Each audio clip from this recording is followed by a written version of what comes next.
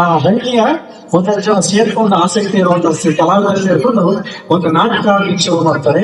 ಆ ನಾಟಕ ಭಕ್ತ ಪ್ರಹ್ಲಾದ.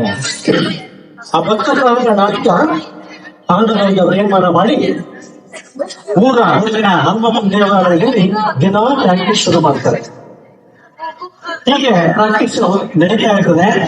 ಆ ಭಕ್ತ ಪ್ರಹ್ಲಾದ ನಾಟಕದಲ್ಲಿ ಪ್ರಹ್ಲಾದನ ಪಾತ್ರ ಬಹಳ ಪ್ರಮುಖವಾದಂಥದ್ದು. ಇನ್ನೇನು ನಾಟಕ ಹೊರಗೊಂಡು ಆ ಪ್ರಹ್ಲಾದ ಪಾತ್ರ ಮಾಡ್ಕೊಂತ ಸಣ್ಣ ಒಂದಿಗೆ ನಾವು ಅಪ್ಪನ ಮುಂದೆ ಏನೋ ಕ್ಯಾಂಪೇನ್ ನಮ್ಮ ಮಾರ್ಕೆಟ್ ನಮ್ಮ ಹೋಗಿ ನಾವು ಮಾರ್ಕೆಟ್ ಬಸ್ ಅಂತ ಹೇಳಿದ್ರು. ಒಂದೇ ದಿನ ಇದೆ ನಾಟಕ ಮರುದಿನ ಸಂಜೆ ನಾಟಕ. ಆದ್ರೆ ಆ ಪೇರೆಂಟ್ಸ್ ಯಾರು ನಾವು ಕಳಿಸೋದಿಲ್ಲ ಅಂತ ಹೇಳ್ತಾರೆ. ಹುಡುಗ ನಾನು ಕಳಿಸೋದಿಲ್ಲ. ಕೊನೆಗೆ ತಲೆಸಿ ಶುರು ಏನ್ ಮಾಡೋದು, ನಾಳೆ ಕೆಲಸ ಮಾಡಲೇಬೇಕು ಅಂತ ಯಾರೋ ಒಬ್ಬರು ಕಲ್ಪನೆ ಬಂತವರು ನಮ್ಮ ದಿನ ಪ್ರಾಕ್ಟೀಸ್ ಮಾಡ್ತಾ ಇದ್ವಲ್ಲ, ಆ ಪ್ರಾಕ್ಟೀಸ್ ಹುಡುಗ ನೋಡ್ತಾ ಇದ್ದ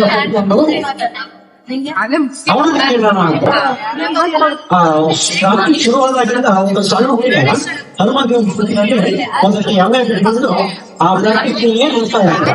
ಅವನು ನೋಡಿ ಕೇಳ ತಮ್ಮ ನೀವು ಈ ಪ್ರಹ್ಲಾದ ಪಾತ್ರ ಮಾಡ್ತೀನಿ ಅಂತ ಅವ್ನು ಹೋಗಿ ಮಾಡ್ತಿದ್ದಾರಲ್ಲ. ಸುಮ್ಮನೆ ಹೇಳ್ತಾ ಇದ್ರು ಅಂತರಿಕ್ಷ ಪ್ರಾರ್ಥನಾ ಪಂಕ್ತಿ ಹೇಳಿ ಮಾಡೋಣ. ಆ ಪ್ರಾರ್ಥನಾ ಪಂಕ್ತಿ ಶುರು ಮಾಡ್ಕೊಂಡು ಕೊನೆಗೆ ಮಂಗಳ ಮತ್ತೆ ಹೇಳ್ತಂತೆ ಎಲ್ಲರೂ ಮಾತಿನ ಸಂಭಾಷಣೆ ಪಟಾಪಂಚ ಅಂತ ಹೇಳಿದ ನಾಲ್ಕನೇ ಬಂದಿದೆ. ಖುಷಿ ಆಗುತ್ತೆ ಅವ್ರಿಗೆ. ಸರಿ ಅದನ್ನ ಕರ್ಕೊಂಡು ನಾಟಕ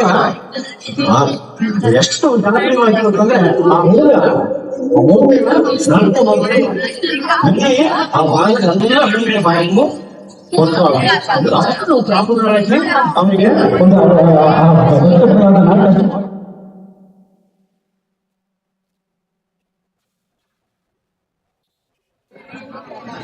ಭಾರತೀಯ ರಂಗಭೂಮಿಯ ಅತ್ಯಂತ ಶ್ರೇಷ್ಠವಾದಂತ ಪ್ರಶಸ್ತಿಯನ್ನು ಪಡ್ಕೊಂಡ ರಂಗಭೂಮಿಯ ನಟನೆ ಆತ ಸುಬ್ಬಯ್ಯ ನಾಯಕ.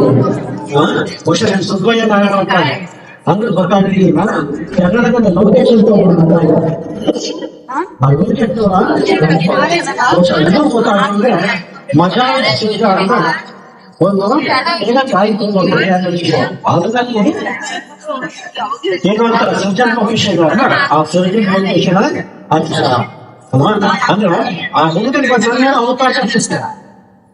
ಆ ಸಣ್ಣ ಅವಕಾಶವನ್ನ ಬಳಸ್ಕೊಳ್ಳೋದಕ್ಕೆ ಆತ ಭಾರತೀಯ ರಂಗಭೂಮಿಯ ಹೌಮಾನವಂತ ಹಿರಿಯ ನಟನಾಗಿ ಗೌರವವಾಗಿ ಪಾಠದಾರ ಅಲ್ವಾ. ಹಾಗಾಗಿ ಸೂರ್ಯ ಒಂದೆಲ್ಲ ಸಣ್ಣ ರಂಗಕ್ಕೆ ಕೆಲಸ ಸೂರ್ಯ ಅಲ್ವಾ.